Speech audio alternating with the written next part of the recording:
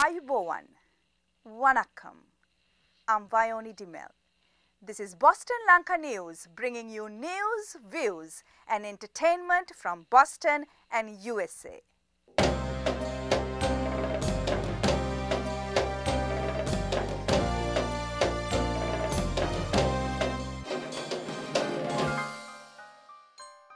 US Ambassador in Sri Lanka.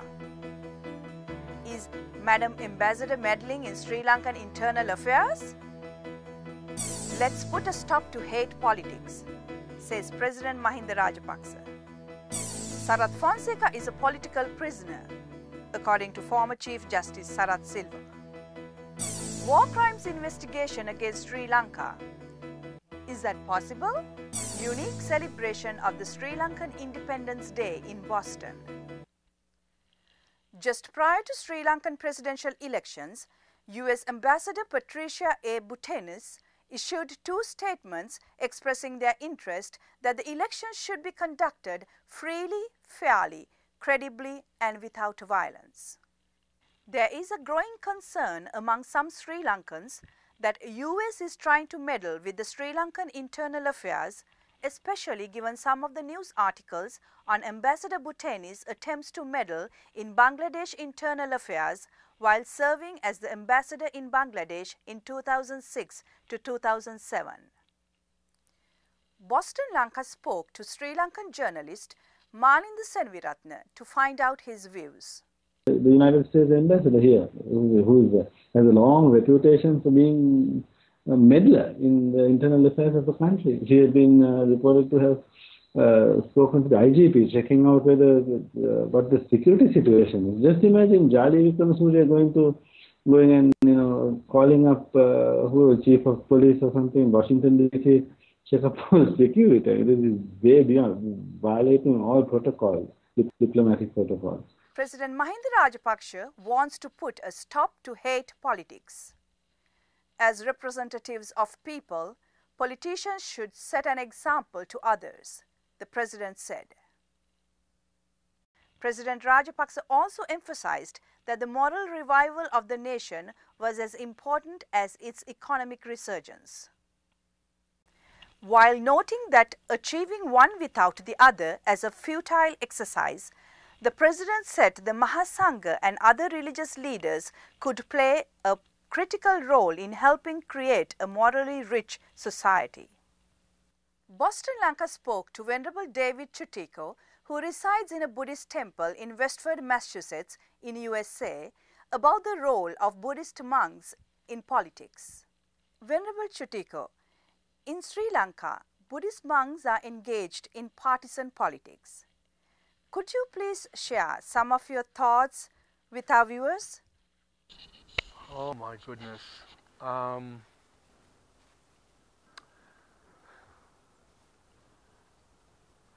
The first thing that comes to my mind is probably not something that you're going to want to publish. And that is they should, first and foremost, they should mind their own business as much as possible. Stay to their true calling, and that is to be accessible to the people and to inform the people. But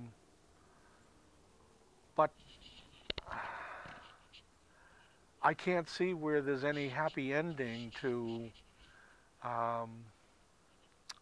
Buddhist monks or priests or rabbis or any clergy whatsoever being so as involved in politics as they are.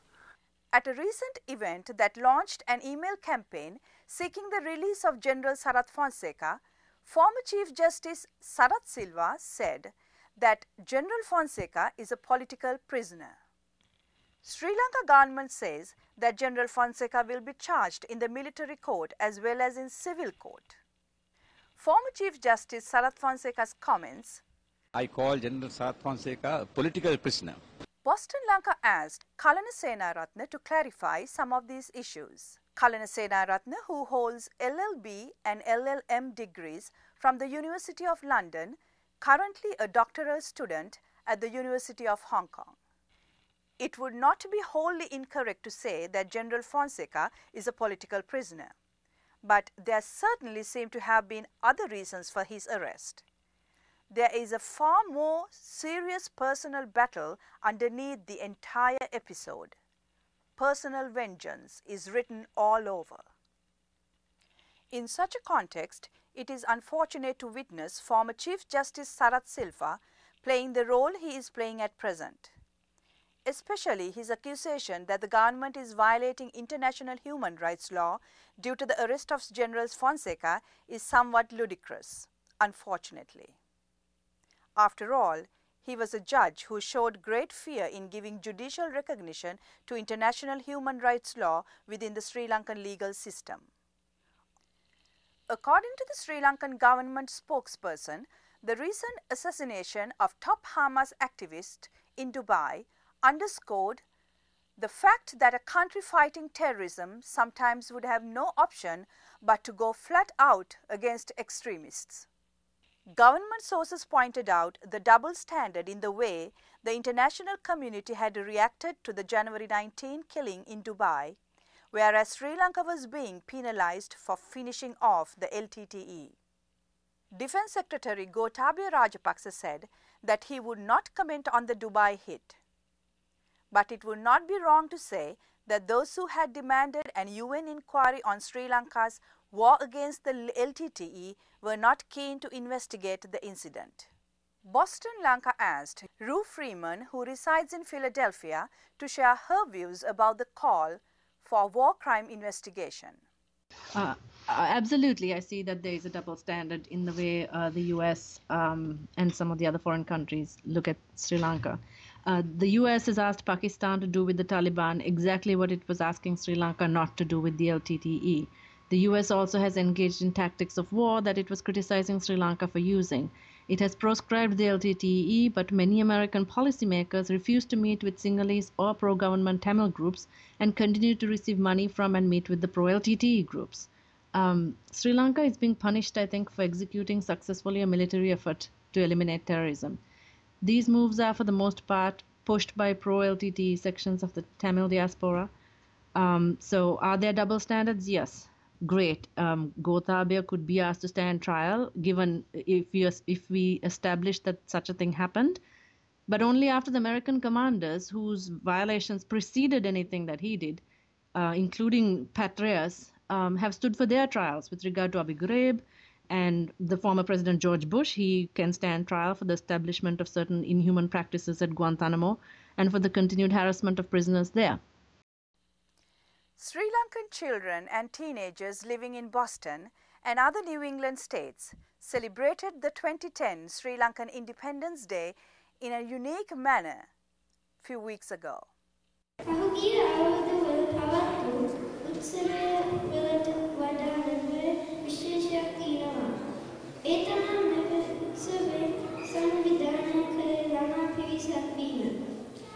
Discover Sri Lanka is the program the Sri Lankan Association of New England started 10 years ago to mark the Sri Lankan Independence Day every year.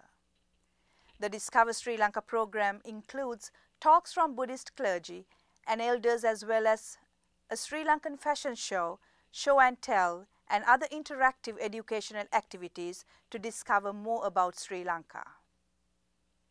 Sri Lankan youth in Boston formed a music orchestra with Sri Lankan and Western music instruments under the guidance of Dr. Arjuna Balasurya, Executive Director of the New England Lanka Academy, for the event.